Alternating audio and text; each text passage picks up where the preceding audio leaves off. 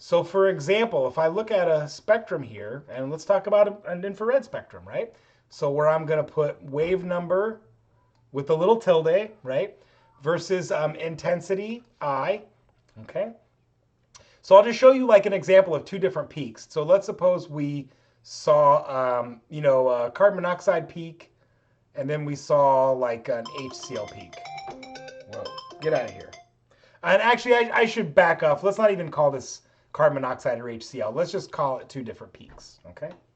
So the wave number where these peaks appear is given by this equation. Delta E equals H nu, okay? The intensity, so in other words, the height of the peak is proportional to the expectation value of the vibrational dipole moment operator. Okay, so remember, one of the important selection rules of vibrational spectroscopy must contain a dipole moment. Okay? And so I'll talk about this other selection rule, VF equals VI plus minus 1. I'm going to show you that in a moment, okay? So here, and so another thing that's important to note with the expectation value of the vibrational dipole moment operator, and so that should be the, I've put too many qualifiers in there, the transition dipole moment operator. So that should read the expectation value of the vibrational transition dipole moment operator. So that dipole moment operator is negative e to the x, where e is the 1.6 times 10 to the minus 19 coulomb.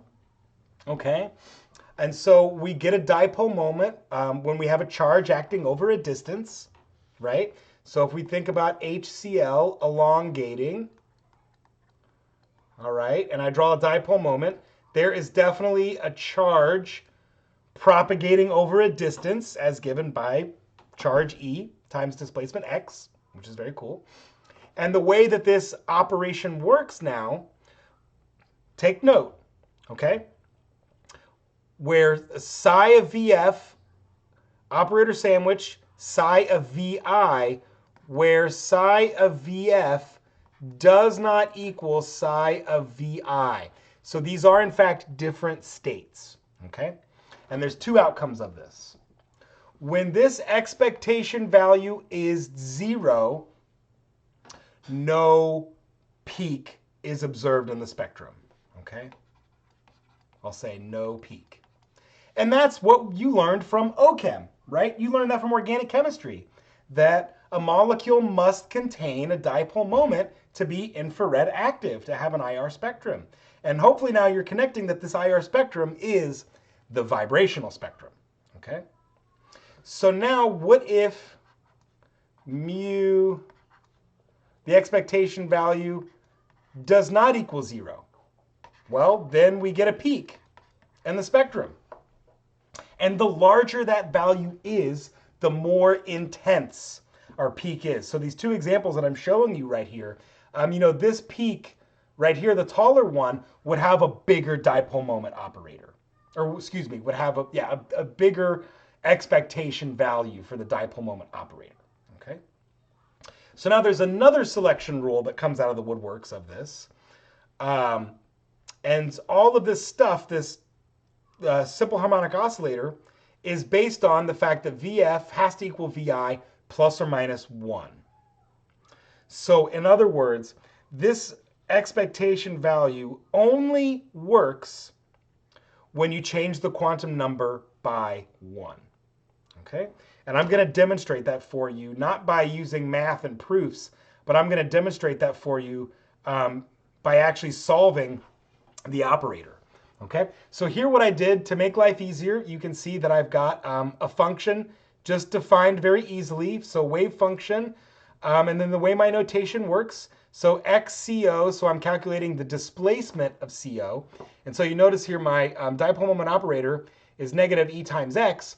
Well, if I get rid of the E, And then I just have the displacement operator, which is just times x. And because E is a constant, I can multiply it by E after the fact. Okay. So what I've got here now, alpha CO, so that's going to use my alpha carbon monoxide value.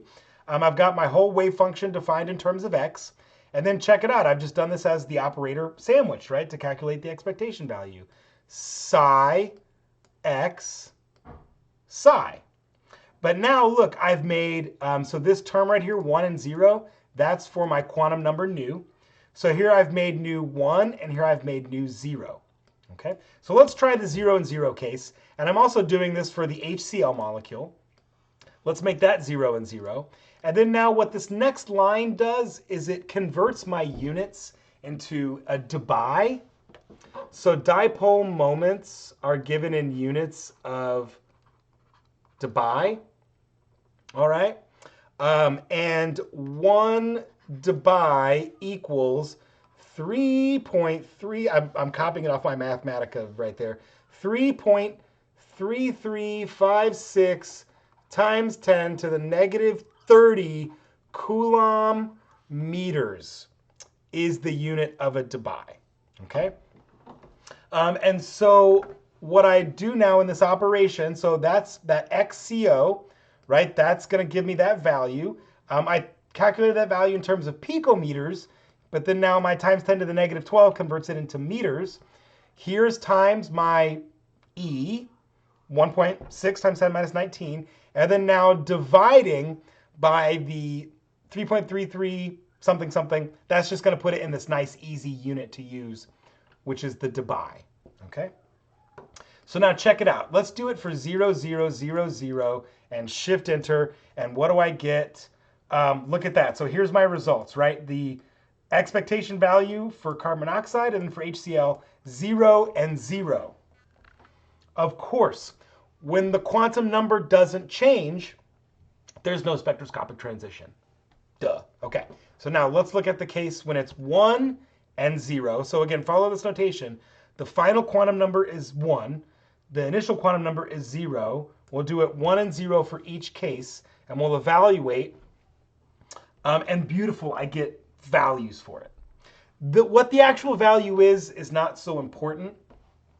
But what's important is that there is a value. It's a non-zero value. And the fact that it's negative is fine because that dipole moment, we're using the charge of an electron, right? So it's an electron being displaced as it elongates, okay? So really what we've got going on here, if I continue this picture, this is VF, okay? And VI looks something like this, right? A more compressed bond. So this dipole moment operator expectation value is really giving us the difference between those two displacements, okay? Times the charge that's been displaced. And what we can also conclude from this calculation, the HCl will have a more intense spectroscopic transition, so it'll be a larger peak, okay, than the carbon monoxide peak. So now let's play with this. Let's do something cool. What happens now if I make this 2 and this 2 and I still keep these as 0? No spectroscopic transition. Okay, 0, 0. Well, what if I make this 2 and 1 and 2 and 1? Well, that's still giving me that selection rule that nu f, or that nu can change by plus or minus 1. So let's evaluate that.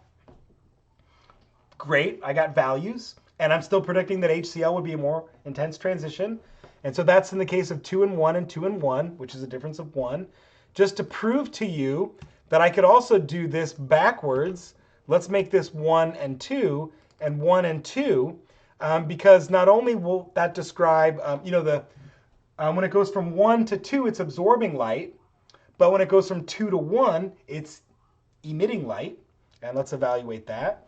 And I get the exact same answer, which is to be expected, okay? But now, what if I go up to, let's say 3 and 2 and 3 and 2? Yep, I get a value because it's plus minus 1. But what happens if it's 4 and 2 and 4 and 2. Nope, no dice. Okay, so this is a really important selection rule in vibrational spectroscopy. You've already learned that a molecule must have a dipole moment to have an IR spectrum. But also, in an infrared spectrum, which is a vibrational spectrum, it can only change by one quantum number at a time. So what that means in IR spectroscopy, in all IR spectroscopy, okay, you're always probing what's called the fundamental transition. And the reason why this is called the fundamental transition is because if we go back to the statistical mechanics, right, we expect 99+% of all molecules to be in their ground vibrational state.